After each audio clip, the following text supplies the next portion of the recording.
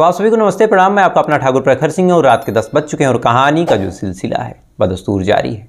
आज की कहानी की बात करूं तो आज की कहानी एक ऐसी महिला की कहानी है जो पेशे से डॉक्टर थी। और ऐसा नहीं था कि कोई झोला छाप डॉक्टर हो, अच्छा खासा पूरे ज़िले में उसका नाम था। उसकी क्लिनिक के लोग कसीदे पढ़ते थे कि इतनी अच्छी डॉक्टर है। लेकिन इसके बावजूद 1-2 साल के अंदर ही उसके साथ कुछ ऐसा हो जाता है और जो कुछ हुआ और उसके बदले में इस महिला ने जो कुछ किया, इस वजह से एक डॉक्टर को पूरे हिंदुस्तान की अगर फीमेल्स की बात करें, जितनी महिला क्रिमिनल है, महिला अपराधी हैं, तो उसमें नंबर 1 का जो तमगा है, यानी most wanted Indians female killers या फिर क्रिमिनल्स कहें तो जो तमगा है वो इसी महिला के नाम दर्ज है। पुलिस वाले इसको पकड़ने की लगातार कोशिशें करते हैं। कई देशों की पुलिस ने इसको पकड़ने की कोशिश की, लेकिन सारे देश और फिर सारे जो एजेंसियाँ थी उनके हाथ कुछ भी नहीं लगता। बीच बीच में खबर आती है कि ये महिला मर गई या फिर अभी जिंदा है, यहाँ देखी गई, लेकिन बस उड़ती उड़ती खबरें ही आती हैं और किसी को कुछ पता नहीं।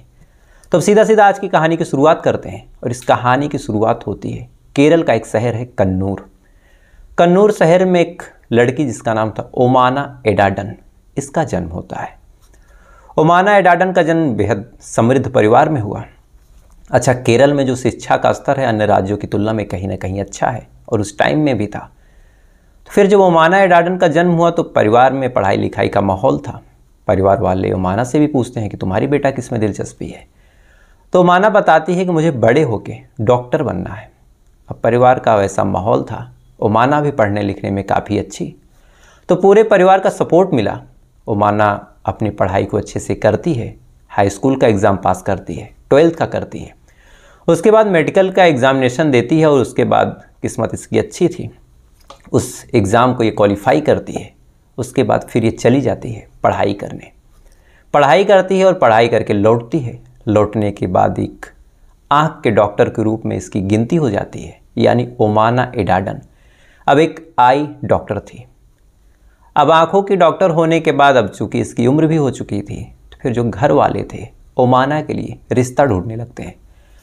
अब चूँकि ओमाना डॉक्टर थी तो फिर आमतौर पे ऐसा होता है कि आदमी जिस पेशे में होता है उसी पेशे का या फिर उसी समकक्ष किसी अधिकारी को ढूंढता है। तो फिर ओमाना के माँ बाप को एक रिश्ता समझ में आया और ये रिश्ता था राधा कृष्णन का। राधा कृष्णन भी पेशे से डॉक्टर थे बच्चों के, उनका भी ज़िले में अच्छा खासा नाम था, अच्छा खासा रुतबा था, ठीक ठाक पैसे कमाते थे। इसीलिए ओमाना के माँ बाप ने ओमाना और राधा कृष्णन की शादी फिक्स कर दी और ओमाना का कहीं कोई अफेयर या फिर कोई और बात थी भी नहीं। तो ओमाना और राधा कृष्णन दोनों खुशी खुशी एक दूसरे के साथ शादी करते हैं। अब ओमाना भी डॉक्टर, राधा कृष्णन भी डॉक्टर, तो फिर दोनों ने मिलकर अपना एक हॉस्पिटल खोला। उस हॉस्पिटल में एक तरफ जहाँ आँख का इलाज होता था, वहीं राधा कृष्णन बच्चों का इलाज करते थे। पैसे एक तरह से मानो तो घर में बरस रहे थे, क्योंकि ये बात है साल 1990 के आसपास की। 1990 के आसपास वैसे भी ज़्यादा डॉक्टर वगैरह थे नहीं, और जो इस तरह से आँखों का डॉक्टर हो या फिर बच्चों का डॉक्टर हो, तो ऐसे हालात में तो फिर आप सोच के देखिए, डॉक्टर को भगवान का दर्जा जो मिला था उसी टाइम मिला था। तो ओमाना और राधा कृष्णन की जो क्लिनिक थी एक तरह से बहुत तेज़ी से आगे बढ़ती है। घर में ढेर सारे पैसे आते हैं। अब जब पैसे आते हैं तो फिर इन दोनों को लगता है कि ये जो घर है, ये घर थोड़ा सा छोटा पड़ रहा है, यानी जिस हिसाब से रुतबा है, जिस हिसाब से रसूख है, इलाके में जिस हिसाब से इज्जत है, उस हिसाब से ये घर है नहीं। इसीलिए फिर ओमाना और राधा कृष्णन अपना पुराना घर छोड़ते हैं और एक घर खरीदते हैं नया। अब नया घर खरीदते हैं, नया घर खरीदने के बाद फिर उसमें भी 1-2 साल तक रहते हैं और 1-2 साल रहने के बाद फिर उन्हें लगता है कि इस घर को फिर अच्छे से अब डेकोरेट करवाना चाहिए, जिस हिसाब से ज़िले के बड़े बड़े डॉक्टर्स का घर होता है, ठीक उसी हिसाब से इस घर का भी जो नक्शा है वो होना चाहिए। घर को एकदम बहुत खूबसूरत बनवाना है। फिर इन दोनों को लगता है कि काम करते हैं, अब नया घर तो नहीं लिया जा सकता, तो इस घर को रिनोवेट करवाते हैं, यानी इसमें फॉल सीलिंग करवाते हैं, फिर से वायरिंग वगैरह, फिर से डिज़ाइन वगैरह। अब रिनोवेशन की बारी आई तो फिर ये सोचा जाने लगा कि किससे करवाएं। फिर ओमाना और राधा कृष्णन आसपास के इलाकों से जितने बड़े अच्छे ठेकेदार थे जो इन कामों को बड़े अच्छे से करते थे, उनकी एक लिस्ट निकालते हैं और फाइनली एक शख्स था, एक ठेकेदार था जिसका नाम था पी मुरलीधरन। उसको ये टेंडर दे देते हैं और कहते हैं कि मेरे घर को बहुत अच्छे से सजा दो, बहुत अच्छी सी फॉल सीलिंग वगैरह कर दो और घर जो है एकदम रईसी वाला घर लगने लगे। अच्छा, इधर जब ये घर का काम मिलता है तब तक संजोग से ओमाना और राधा कृष्णन के 2 बच्चे भी हो जाते हैं। अब 2 बच्चे होते हैं, उसके बाद अब आमतौर पे ऐसा होता था कि बच्चों को घर पे छोड़ के ओमाना और राधा कृष्णन दोनों निकल जाते थे अपनी अपनी डॉक्टरी पेशे पे। लेकिन अब जब घर में रिनोवेशन का काम शुरू हुआ और बच्चे छोटे थे तो कहीं ना कहीं दोनों को लगा कि बच्चों को इस तरह से घर पे छोड़ना उचित नहीं होगा। कोई एक ज़रूर रहे जो बच्चों के साथ रहे। घर में काम हो रहा है, पता नहीं कौन सा किसका कैसा स्वभाव हो, कोई उठा रहे या कोई किडनैप कर दे या फिर कोई हादसा हो जाए, बच्चे घर पे अकेले। इसीलिए ओमाना और राधा कृष्णन आपस में डिस्कस करते हैं और फिर फाइनली कंक्लूज़न निकलता है कि जो ओमाना है, चूँकि वो माँ है, तो उसका रहना घर पे ज़्यादा सही होगा बजाय राधा कृष्णन के। इसीलिए ओमाना अब घर पे अपने बच्चों के साथ रुकती, घंटे 2 घंटे के लिए अपने क्लिनिक पे जाती, तो उस दौरान राधा कृष्णन घर पे आ जाते। अब चूँकि घर का काम कई महीनों तक चला तो ये सिलसिला जो था लगातार चल रहा था कि जो ओमाना है वो घर पे अकेली है और जो उसका पति राधा कृष्णन है वो अपनी ड्यूटी पे है। अब घर पे ओमाना अकेले और इसी बीच जो ठेकेदार था पी मुरलीधरन, वो भी बीच बीच में देखने आता कि काम वगैरह ठीक से हो रहा या नहीं हो रहा। तो फिर जब वो आता तो फिर ओमाना उसको चाय कॉफ़ी ऑफ़र करती, पानी वगैरह पिलाती। अब इसी दौरान दोनों में बातचीत शुरू हो जाती कि कैसे काम होना चाहिए, क्या होना चाहिए। देखते ही देखते दोनों एक दूसरे के साथ अपनी व्यक्तिगत बातें भी शेयर करने लगे कि मेरे घर पे ये दिक्कत है, ऐसी बात है, मेरी पत्नी ऐसा मुझे बोलती है, या फिर ओमाना बोलती कि राधा कृष्णन मुझे उस दिन डांटे थे। तो देखते ही देखते एक ठेकेदार से जो ओमाना थी उसका एक अट्रैक्शन बढ़ता चला गया। पी मुरलीधरन भी अब कहीं ना कहीं ओमाना की तरफ अट्रैक्ट होता गया। महीनों तक घर बना और इस महीनों तक के दौरान, यानी जिस दौरान ये घर बना, ओमाना और पी मुरलीधरन एक दूसरे के इतने करीब आ गए कि दोनों शादीशुदा होने के बावजूद भी अपनी शादीशुदा ज़िंदगी का बिल्कुल ख्याल नहीं रखते और एक दूसरे के साथ कुछ ऐसे काम करते हैं, कुछ ऐसी चीज़ें करते हैं जो शायद एक शादीशुदा जीवन में ही संभव है, या फिर अगर आप किसी के साथ बॉयफ्रेंड गर्लफ्रेंड वाले रिलेशनशिप में हैं। फिर दोनों एक दूसरे के साथ इस कदर आगे बढ़ गए कि कहीं ना कहीं अब घर जब बन के तैयार हो गया तो मुरलीधरन उसके बावजूद घर पे आने लगा। अब इश्क हो या मुश्क हो, ये छुपाए भी नहीं छुपता। तो कहीं से इस बात की भनक राधा कृष्णन को लग गई। अब राधा कृष्णन को जब इस बात की भनक लगी कि उसकी पत्नी, जो कि इस समय 2 बच्चों की माँ है, एक शादीशुदा इंसान के साथ इस तरह से रिलेशनशिप में है, और एक ऐसा इंसान जिसकी ना कोई हैसियत है ना ही कोई बगल खड़ी होने की औकात है, उसके बावजूद भी ऐसा कुछ ये कर रही, तो कहीं ना कहीं राधा कृष्णन अपनी पत्नी ओमाना को समझाता है और अपने दोनों बच्चों का हवाला देते हुए कहता है कि हमारे 2 बच्चे हैं, इनके परवरिश पे क्या असर पड़ेगा अगर तुम इस तरह से काम करोगी। चूँकि राधा कृष्णन पढ़ा लिखा था तो बेहद पढ़ी लिखी आवाज़ में ही बात करता है। ओमाना को इस वजह से समझाता है कि शायद ओमाना मान जाए और इस अपने नाजायज़ संबंध को ख़त्म कर दे और जो घर उजड़ रहा है वो घर ना उजड़े। लेकिन इधर ओमाना की आंखों पे इस तरह से हवस कहें या प्यार कहें, उसकी पट्टी बच चुकी थी कि अपने ही पति की बात उसको इस कदर नागवार गुजरी, उसने अपने पति का घर ही छोड़ दिया। अब अपने पति का घर छोड़ दिया, घर छोड़ने के बाद वो दूसरी जगह जाके रहने लगी। दूसरी जगह रहने के दौरान भी वो पी मुरलीधरन से अपना रिश्ता एक तरह से निभाती गई। बात धीरे धीरे आगे बढ़ी और जब ये दोनों अलग हो गए, यानी ओमाना और राधा कृष्णन, तो इस बात की भनक आसपास के लोगों को भी चली। और ये हमारे हिंदुस्तान, चाहे आप नॉर्थ के हो, चाहे आप साउथ के हो, चाहे कहीं के भी हो, हम लोग की एक बड़ी अच्छी और बहुत बुरी आदत है, अगर हम किसी वकील से भी मिलने जाते हैं तो कम से कम उसकी 7 पीढ़ियों तक डिटेल निकालते हैं। किसी डॉक्टर को दिखाने जाते हैं तो कम से कम उसके बारे में हम थोड़ा बहुत पता करते हैं कि कैसा नेचर है, अच्छा डॉक्टर है या नहीं है, ये तो हम बाद में पता करते हैं। साथ ही ये भी पता करते हैं कि डॉक्टर साहब का नेचर कैसा है। तो अब तक तो जो ओमाना थी, इसकी क्लिनिक बड़ी अच्छी चल रही थी, लेकिन जब इसके इस नाजायज़ रिश्ते और अपने पति को छोड़ने की खबर के बारे में लोगों को पता चला, तो अब तक जो क्लाइंट्स यानी जो पेशेंट इसके पास आते थे वो धीरे धीरे आना बंद कर देते हैं।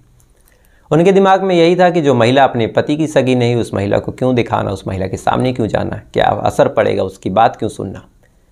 तो देखते ही देखते जो क्लिनिक अब तक करोड़ों कमा रही थी, इस कदर टूटती है कि ओमाना की जो आमदनी है वो बंद हो गई। अब ओमाना अब तक अच्छी खासी रईसी ज़िंदगी जी रही थी और इस कदर अब उसका एक तरह से धंधा बंद हो जाना, तो फिर ओमाना को लगा कि यहाँ पे अब क्लिनिक नहीं चल पाएगी, तो ऐसा करते हैं कहीं और चलते हैं। और इस बारे में उसने पी मुरलीधरन को बताया कि यहाँ पे क्लिनिक नहीं चल रही है, इस वजह से कहीं और चलते हैं और वहीं चल के अपनी ज़िंदगी की शुरुआत करते हैं। अब पी मुरलीधरन भी इस बात को मान जाता है। मानने के बाद कहता है कि ठीक है, तुमको जहाँ जाना है जाओ, तुम जाओ और अपना धंधा वगैरह सेट करो, उसके बाद मैं आऊँगा, फिर हम दोनों साथ में रहेंगे। ओमाना खुश। ओमाना उसके बाद अपना पासपोर्ट बनवाती है। पासपोर्ट बनवाने के बाद चली जाती है मलेशिया। मलेशिया पहुंचती है। पहुंचने के बाद वहां अपनी क्लिनिक खोलती है। अब चूंकि ये पढ़ी लिखी थी और अच्छी खासी डिग्री और अच्छा खासा नॉलेज था इसको, तो मलेशिया में इसकी क्लिनिक एकदम अच्छे से चल जाती है। अच्छे डॉक्टरों में इसकी गिनती होने लगती है। अब जैसे ही पी मुरलीधरन को ये बात पता चलती है, पी मुरलीधरन भी खुश होता है। अब आए दिन जो ओमाना थी ये कमाने के बाद अपनी कमाई का कुछ हिस्सा जो है मुरलीधरन को भी बेच दी। तो मुरलीधरन की भी ज़िंदगी एकदम ऐसे कट रही थी। अब धीरे धीरे वक्त गुजरा। साल 1995 आ गया। साल 1992 से ये कवायद शुरू हुई थी। साल 1995 में जो ओमाना है, जब अच्छा खासा पैसा वहाँ पे कमा लेती है, तो फिर पी मुरलीधरन को फ़ोन करती है। फ़ोन करने के बाद कहती है कि काम करो, अब तुम भी यहाँ जाओ, यहाँ पे अच्छी खासी ज़िंदगी मेरी सेट हो चुकी है। पी मुरलीधरन ये बात सुनता है। उसके बाद कहता है कि देखो, मैं अभी तक शहर छोड़ के कहीं नहीं गया और तुम दूसरे देश बुला रही हो, तो एक काम करो, तुम आओ और मुझे लेके चलो। अब ओमाना वापस आती है। पी मुरलीधरन और ओमाना के नाम में अपने पैसे के दम पे फर्जी पासपोर्ट बनवाती है, फर्जी वीज़ा लगवाती है और उसी फर्जी डॉक्यूमेंट पे पी मुरलीधरन को लेके चली जाती है मलेशिया। अब ये दोनों वहाँ पे मलेशिया कुछ टाइम तक रहते हैं, लेकिन अब एक छत के नीचे रहने में इन दोनों के बीच फिर अनबन भी शुरू हो गई। अब जब अनबन शुरू हुई तो फिर पी मुरलीधरन जो है भाग के हिंदुस्तान आ जाता है। हिंदुस्तान आने के बाद फिर अभी भी ओमाना इसको पैसे भेजती रहती, इस उम्मीद में कि अब इन दोनों को शादी होगी और ओमाना और पी मुरलीधरन एक छत के नीचे रहेंगे। लेकिन जब धीरे धीरे वक्त गुजरा और ओमाना को लगा कि अब शादी नहीं करेगा या फिर अब उस तरह की बातें नहीं रह गई, तो ओमाना भी अब थोड़ी बहुत अपनी गलती का एहसास करती है और पी मुरलीधरन को पैसे भेजना कम कर देती है। अब इधर पी मुरलीधरन के मुंह में इस तरह से पैसों की भूख लग चुकी थी कि जब ओमाना पैसे भेजना बंद करती है, तब जाके कहीं 4-5 सालों बाद पी मुरलीधरन अपना असली रंग दिखाता है। असली रंग दिखाने के साथ साथ ओमाना को फ़ोन करता है। फ़ोन करने के बाद उसको ब्लैकमेल करते हुए कहता है कि अगर तुम पैसे नहीं भेजोगी तो जो सारी चीज़ें हम दोनों के बीच हुई वो भी मैं लोगों को बताऊंगा, और साथ ही तुम फर्जी वीज़ा और फर्जी पासपोर्ट पे वहाँ गई हो, ये भी चीज़ें मैं बता दूंगा। अब ये बात जैसी ओमाना सुनती है तो ओमाना के तो पैरों तले ज़मीन खिसक गई कि जिस शख्स के पीछे वो इस तरह पागल थी, अपने पति, अपने बच्चों, सबको छोड़ दिया। वो उसे महज यूज़ कर रहा था, एक जिस्म की भूख मिटा रहा था और महज पैसे लूट रहा था। अब ओमाना की एक तरह से मानो दुनिया उजड़ गई और यहीं से ओमाना ने एक प्लान बनाया। प्लान बनाती है। प्लान बनाने के साथ साथ इधर ब्लैकमेलिंग का सिलसिला भी लगातार कई महीनों तक चला और फाइनली एक तारीख आती है 7 जुलाई साल 1996। 7 जुलाई साल 1996 को जो ओमाना थी वो मलेशिया से अपनी प्लेन को बुक करती है, टिकट बुक करती है और आ जाती है तिरुवनंतपुरम। तिरुवनंतपुरम आती है। आने के बाद यहाँ जैसे लैंड करती है तो पी मुरलीधरन को फ़ोन करती है और कहती है कि काम करो, तुम भाग आओ मेरे पास, 2-3 दिन मेरे साथ रहना और 2-3 दिन साथ रहने के बाद तुमको जितने पैसे चाहिए तुम दे देना, लेकिन महज मैं तुमसे इतना मान रही हूँ कि इतने साल का रिलेशन था तो 3 दिन तुम मेरे साथ प्यार से रह लो। अब पी मुरलीधरन जब ये बात सुनता है तो कहता है कि ठीक है, मुझे क्या दिक्कत, 3 दिन क्या 1 हफ्ते रह लूँगा, बस मुझे पैसे चाहिए। इसके बाद पी मुरलीधरन भी भाग के ऊटी जाता है। ऊटी में ये दोनों रूम बुक करते हैं। रूम बुक करने के बाद फिर एक रात ये दोनों एक दूसरे के साथ रहते हैं। उसके बाद अगले दिन ये निकल जाती है मार्केटिंग करने। मार्केटिंग से ढेर सारी पॉलीथीन और भी सूटकेस वगैरह लेके आती है। इधर अभी जो पी मुरलीधरन है बाकायदा एंजॉय कर रहा है, उसको कोई मतलब नहीं, पैसे मिल चुके थे, इधर उधर घूम रहा था, थोड़े बहुत जो भी खर्चे चाहिए थे वो ओमाना दे चुकी थी। इसके बाद 8 तारीख बीत जाती है। 9 तारीख को ये दोनों फिर बाकायदा रोमांटिक अंदाज में पूरा दिन एक दूसरे के साथ गुजारते हैं। शाम होती है। शाम को ओमाना कहती है कि काम करो, चलो क्लब घूम के आते हैं। इसके बाद ये दोनों एक क्लब में जाते हैं, बाकायदा वहाँ ड्रिंक वगैरह खूब करते हैं।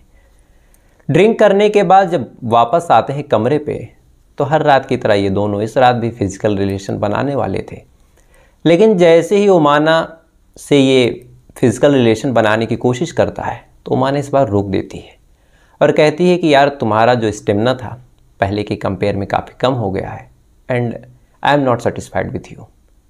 अब ये बात जैसे ही पी मुरलीधरन सुनता है तो एक तरह से उसकी मर्दानगी पे सवाल। शराब का नशा भी था और नशे में आदमी वैसे भी आउट ऑफ कंट्रोल होता है। तो फिर पी मुरलीधरन जो था वो गुस्से में कहता है कि तुम तो डॉक्टर हो, तुम्हारे पास इसका कोई इलाज हो तो बताओ, और आज तक तो किसी ने ऐसा नहीं बोला था। तो फिर ओमाना कहती है कि मैं शॉपिंग करने गई थी आज, तो ये चीज़ मैंने कल ही भांप ली थी, इसलिए तुम्हारे लिए मैंने एक इंजेक्शन लाया है और इस इंजेक्शन के लगाने के बाद तुम्हारा जो स्टेमिना है, तुम्हारी जो मर्दानगी है 5 से 6 गुना बढ़ जाएगी। अब पी मुरलीधरन जैसे ही बात सुनता है, सुनने के बाद फ़ौरन अपना हाथ आगे करता है और कहता है कि लगाओ।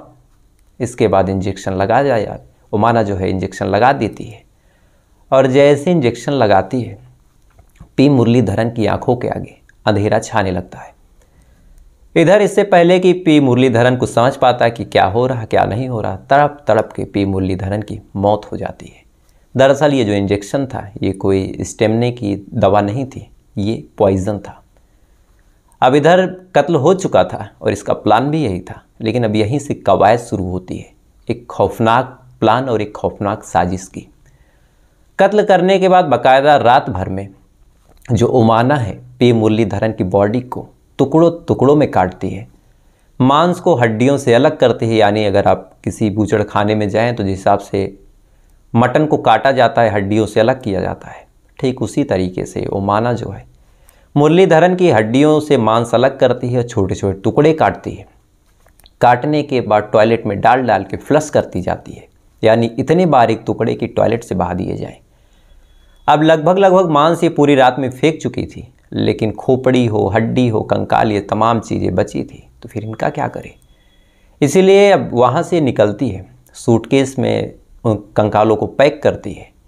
पैक करने के बाद फिर वहाँ से निकलती है, ढेर सारा परफ्यूम भी छिड़कती है कि कहीं कोई बदबू ना आए, पॉलीथीन लगाती है कि कहीं से खून वगैरह ना गिरे। निकलने से पहले कमरों को बहुत अच्छी तरीके से साफ़ करती है और फिर जाती है दूसरे होटल पहुँचती है। 11 जुलाई को, 9 तारीख को कत्ल हुआ था, 9 और 10 को लाश ठिकाने लगाई जाती है। 11 जुलाई को दूसरे होटल जाती है, वहाँ भी सेम तरीके से यही काम करती है, लेकिन अभी भी कुछ ऐसी हड्डियाँ और कुछ ऐसी चीज़ें थी जिनको ये ठिकाने लगा नहीं पा रही थी। तो फिर इसके दिमाग में एक और आइडिया आता है। दरअसल एक जगह है कोडाइक नाल, एक बेसिकली सुसाइड पॉइंट है जहाँ से लगभग हज़ारों लोग कूद के सुसाइड कर चुके हैं। यानी अगर आप वहाँ जाएं और उस घाटी के नीचे पहुँचें तो हर दूसरे दिन आपको एक लाश देखने को मिलेगी। काफ़ी बदनाम भी है और इस वजह से टूरिस्ट प्लेस भी बन जाता है। फिर इसके दिमाग में एक आइडिया आता है कि क्यों ना इस लाश को, जो भी बचा खुचा है, नीचे फेंक दूँ। नीचे फेंकने के बाद वैसे तो कोई जाएगा नहीं, और अगर जाएगा भी तो सबको लगेगा कि कोई सुसाइडल मामला है, और ये इतनी लाशें वहाँ पड़ी हैं कि ये मामला भी दब जाएगा। इसीलिए 12 तारीख को ये एक टैक्सी बुक करती है। बुक करने के दौरान लाश को सूटकेस में पैक करती है। पैक करके वहाँ से निकलती है इस सुसाइड पॉइंट के लिए। अब निकलती है तो टैक्सी वाला भी गाड़ी चलाता है, दोनों के बीच बातचीत शुरू। लगभग 60-70 किलोमीटर का सफ़र था, 2-3 घंटे का रास्ता। अब जैसी थोड़ी दूर गाड़ी आगे बढ़ी तो 9 को कत्ल हुआ था और जुलाई का महीना, वो भी केरल जैसी जगह। 12 तारीख आ गई थी, 3-4 दिन बीत चुके थे, तो हड्डियों से भी अब बदबू आनी शुरू हो गई। अब हड्डियों से बदबू आया और ये हड्डियाँ सूटकेस में रखी थी, तो फिर टैक्सी वाले को थोड़ा बहुत डाउट होता है। अब जैसे ही डाउट हुआ तो वो फिर गाड़ी रोकता है और पूछता है कि गाड़ी में क्या है। तो फ़ौरन ये न झूठ बोलती है न कुछ, पैसे की एक गड्डी ड्राइवर को देती है और कहती है कि चुपचाप गाड़ी चलाओ। उस पर कहता है कि ठीक है, आपको जहाँ जाना है मैं पहुँचा दूंगा, लेकिन बता तो दीजिए कि गाड़ी में क्या है। इसके बाद फिर ये बताती है कि गाड़ी में लाश है। फिर क्या था, टैक्सी वाले को पैसे मिल चुके थे, तो कहता है कि ठीक है, हमको क्या मतलब, आपको जहाँ जाना मैं पहुँचा दूंगा। अब किस्मत देखिए कि ये टैक्सी वाला गाड़ी लेके चल रहा है। इसी बीच चूँकि ये 2-3 रातों से सोई नहीं थी, तो जब इसको एक पार्टनर मिल गया कि कोई ऐसा है जो मेरे साथ शामिल है, मेरी मदद कर रहा है पैसे के ही दम पे, तो फिर अचानक से इसको नींद आ जाती है। अब आप सोच के देखिए कि क्या मानसिकता थी, कितनी मेंटली स्ट्रांग थी कि लाश लेके जा रही है और लाश लेके जाने के दौरान भी इसको नींद आ गई। अब नींद आ गई, ये गहरी नींद में सो जाती है और फिर 1-8 घंटे बाद इसकी जब नींद खुलती है तो देखती है आसपास जो कुछ हो उसे देखने के बाद एक तरह से इसके पैरों तले ज़मीन खिसक गई। दरअसल जो टैक्सी वाला था उसने नाटक किया था और ये टैक्सी सीधा ले जाके पुलिस स्टेशन में खड़ा कर दिया था। पुलिस वाले ही इसको जगाते हैं, जगाने के बाद फिर सूटकेस चेक करते हैं, देखते हैं तो अंदर कंकाल, थोड़े बहुत मांस के लोथड़े लटके हुए थे। अब वहीं से इसको गिरफ्तार किया गया। गिरफ्तार करने के दौरान जब पूछा गया तो ये सारी कहानी इसने बताई। इसके बाद मामला कोर्ट में गया, कोर्ट में ये मामला चलता रहा और साल 2001 जब आ जाता है तो फिर साल 2001 में इसने बेल के लिए अप्लाई कर दिया, यानी मुकदमा चलता रहेगा और मैं बाहर से केस लड़ती रहूँगी। अब चूँकि 4-5 सालों से ये जेल में थी, फिर कोर्ट भी इसके ऊपर रहम करती है और इसको बेल दे देती है। और जैसे ही इसको बेल मिलती है तो चूँकि इसके पास एक फ़र्जी पासपोर्ट था तो उसी पासपोर्ट से भाग जाती है किसी दूसरी जगह। अब जैसे ये भाग जाती है तो एक तरह से पुलिस वालों के मुंह पे तमाचा। पुलिस वाले भी इसको खोजना शुरू करते हैं। अब खोजने के दौरान इसके बारे में पता करते हैं तो पता चलता है कि इसके तो कई फर्जी पासपोर्ट हैं। अब यहीं से इसको खोजने के दौरान बार बार इनाम घोषित किए गए, बार बार और चीज़ें हुई। कभी कभार खबर आता कि ये मलेशिया में है, तो जब खबर आई साल 2009 में कि मलेशिया में है तो फिर मलेशिया की पुलिस और हिंदुस्तान की पुलिस ने एक जॉइंट ऑपरेशन भी किया कि यहाँ से इसका पता चल जाए, लेकिन यहाँ से भी कुछ नहीं मिला। बाद में खबर आई कि इसका जो पहला पति है उससे जो एक बेटा हुआ था उससे फ़ोन पे बात की थी इससे, तो वहाँ से भी इसकी डिटेल वगैरह निकाली गई। वहाँ से भी उस देश की पुलिस ने इसका पीछा किया, लेकिन वहाँ से भी कुछ नहीं मिला। देखते ही देखते जिस हिसाब से ये गायब थी, अलग अलग देश इसके ऊपर खींच रहे थे, इसको पकड़ने की कोशिश कर रहे थे, तो इसके ऊपर इनाम भी बढ़ता चला गया। और एक टाइम ऐसा आया कि इसके ऊपर जो एक तमगा था, जो मैंने शुरू में बताया कि India's most female wanted criminal, ये तमगा भी इसको हासिल हो गया। बहरहाल ये तमगा तो इस टाइम एक दूसरी महिला के नाम है, नाम एग्जैक्टली याद नहीं आ रहा, लेकिन एक बोट कंपनी थी, उसकी ये पार्टनर थी और उस बोट कंपनी ने कई हज़ार करोड़ का घोटाला किया था। तो उसकी भी एक सबसे बड़ी शेयर होल्डर होने की वजह से इसके ऊपर भी इतना इनाम घोषित था। नाम तो एग्जैक्टली नहीं याद आ रहा, लेकिन कभी याद आया तो बताऊंगा। साल 2019 में खबर आई थी कि ये सुसाइड कर चुकी है, लेकिन इस खबर की भी पुष्टि नहीं हो पाई और आज भी इसका मामला फाइलों में ओपन है। आज भी जो कन्नूर शहर की पुलिस है इसको खोज रही है। अदालत में इसके नाम की एक फ़ाइल, एक बस्ता पड़ा हुआ है, लेकिन न ये तब से गिरफ्तार हुई साल 2001 से, ना ही एग्जैक्टली किसी ने जान पाया या फिर किसी को कोई जानकारी हुई ये है कहाँ पे। तो फिलहाल ये थी पूरी कहानी। और इस कहानी में गजब का इत्तेफाक था कि एक अच्छी भली डॉक्टर एक मजदूर या फिर एक ठेकेदार के प्यार में पागल होके इस तरह की क्रिमिनल बन गई। तो फिलहाल ये थी पूरी कहानी। ये बातें हैं कल के सवाल पे। और कल के सवाल के बारे में बताऊं उससे पहले एक भाई साहब थे, उन्होंने कहा कि आप मेरा नाम नहीं लेते। भैया अगर आप पूरा वीडियो देखते होंगे लास्ट तक तो ऐसा कोई है ही नहीं जिसने सवाल का जवाब दिया और मैं नाम न लूँ। हो सकता है कि आपकी आईडी किसी दूसरे नाम से हो तो बात अलग की है, क्योंकि आपका जो नाम दिखता है खुबैब खान, वो नाम मैंने 5 से 6 बार लिया है और मुझे बखूबी याद है। तो कल का मेरा सवाल था, मैंने 4 ऑप्शन दिए थे कि 4 ऑप्शनों में से कौन सा ऐसा ऑप्शन है जिसपे सिर्फ एक देश का हक है, यानी एक देश के अंतर्गत आता है। तो इसमें 4 ऑप्शनों में से 3 ऑप्शन मुझे अभी याद है। पहला था हिमालय, दूसरी थी बंगाल की खाड़ी और तीसरा था अरावली की पहाड़ियाँ। तो सही जवाब थी अरावली की पहाड़ियाँ, चूँकि अगर आप देखें जो हिमालय है वो भी कई देशों से साझा होता है, चाइना, भूटान तमाम, और बंगाल की खाड़ी भी 2-3 देशों से साझा होती है। तो अकेली जो अरावली की पहाड़ी है वही एक ऐसी चीज़ है, एक ऐसी भौगोलिक स्थिति है जिस पे केवल भारत का आधिपत्य है और केवल भारत के अंतर्गत आती है। तो इस सवाल का सही जवाब दिया है ओमेंद्र नाथ पांडे जी हैं, दिव्या छत्री जी हैं और विजेंद्र सिंह जी हैं, संगीता वाजपेयी, कुलदीप और मंजीत जी हैं। बेसिकली इनके दोस्त ने जवाब दिया था, लेकिन कहा कि मेरे दोस्त का नाम ले लीजिए, तो गजब की दोस्ती है भाई। और लालचंद्र शर्मा जी हैं, सुधीर मिश्रा जी हैं, विवेक हैं, खुबैब खान जी आप फिर हैं, और महेश कुमार जी हैं, जोया अहमद जी हैं, दिलबाग रोहिल्ला जी हैं, जय हिंद इन्होंने अपना नाम लिखा है, और लड्डू यादव जी हैं, और फॉस्टिन पिंटो जी हैं, और साहजेब खातून हैं, निहाल सिंह हैं, महबूब आलम जी हैं, ईश्वर गुप्ता हैं, सीएम पांडे हैं, राम बहाल गुप्ता जी हैं, और यमाई अंसारी, जुल्फी हैदर हैं, और राजेश आमले जी हैं, आशीष पटेल जी हैं, अरविंद यादव जी हैं, आरती मलगोलकर जी हैं, और अवंती होरू जी हैं। आप तमाम लोगों ने बिल्कुल सही जवाब दिया, तो आप तमाम लोगों को दिल से शुभकामनाएं। और कहीं ना कहीं मुझे लगता है कि अगर एक आध KBC हो जाए तो मेरे जितने सब्सक्राइबर हैं और जो लोग कमेंट करते हैं और जो जवाब देते हैं, तो मुझे कहीं ना कहीं ऐसा लगता है कि आप लोग जाइएगा ज़रूर। लगभग 50 से 60 लाख तो आप जीत ही सकते हैं, क्योंकि ये जो सारे सवाल थे लगभग KBC से ही इंस्पायर हैं। तो आप लोग सही जवाब लगातार दे रहे हैं, तो प्रयास कीजिएगा अगली बार। अब आते हैं आज के सवाल पे, और चूँकि आज की कहानी में डॉक्टर का जिक्र था, तो आज का सवाल भी डॉक्टर पेशे से ही है। एक सवाल है कि जो आदमी की जांघ की हड्डी होती है, यानी आदमी की जो जांघ होती है, उसमें टोटल कितनी हड्डी होती है, और इस हड्डी से जुड़ा एक इंटरेस्टिंग फैक्ट भी है। तो आपको 4 ऑप्शन दे रहा हूँ। पहला ऑप्शन है 1, दूसरा ऑप्शन है 5, तीसरा ऑप्शन है 3 और चौथा ऑप्शन है 4। आदमी की जांघ में कितनी हड्डियाँ होती हैं, 4 ऑप्शन मैंने आपको दे दिए, और इससे जुड़ा एक फैक्ट भी है। तो अगर आपको इसके बारे में कुछ पता हो तो कमेंट करके बताइएगा, नहीं पता हो तो कल का इंतजार कीजिएगा, कल मैं आपको बताऊंगा। और ऐसी वीडियो को देखने के लिए, ऐसी कहानियों को सुनने के लिए वीडियो को लाइक कर लीजिएगा, चैनल को सब्सक्राइब कर लीजिएगा। तो आपसे कल फिर मुलाकात होगी किसी दूसरी कहानी के साथ। अब तक अच्छे रहिए, खुश रहिए, अपना ख्याल रखिए, अपने देश का ख्याल रखिए। जय हिंद, वंदे मातरम।